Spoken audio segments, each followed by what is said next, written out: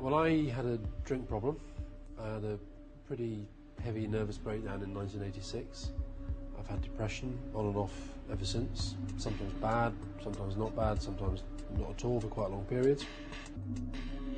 I'm doing a report published tomorrow, but I'm talking about on Newsnight tonight for this campaign, Time to Change, about mental health discrimination. And I've been working on historical figures who had what today would be defined as mental health problems.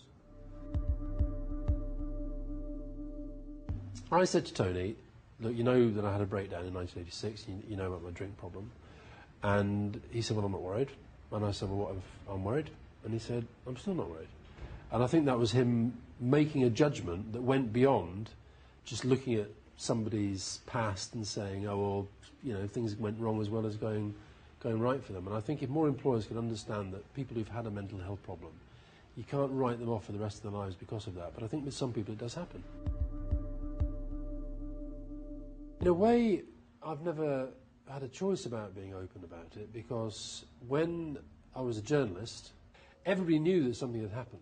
And then, of course, when I jumped from journalism to politics and started working for Tony Blair, what was well known in journalism but not of much interest suddenly became interesting.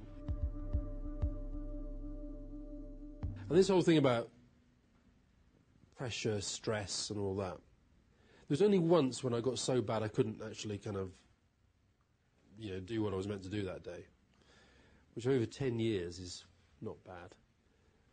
I just remember it was a briefing and I couldn't face it. So I got somebody else to do it.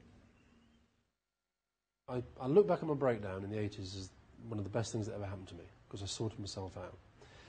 One of the overhang points, if you like, is that I do get depression from time to time. And I just kind of have learned to live with that and accept it. People who don't have a mental health problem tend to think that it's very, very rare.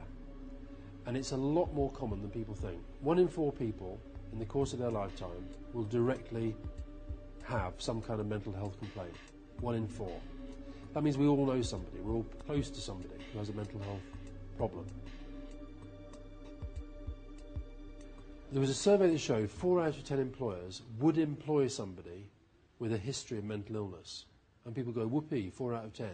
But it's bad. It means 6 out of 10 say under no circumstances would they employ somebody with a mental health problem. Lots of people who have mental health problems say that actually the stigma attached to it is worse than the illness itself. And that's not right. I was lucky, lots of people aren't.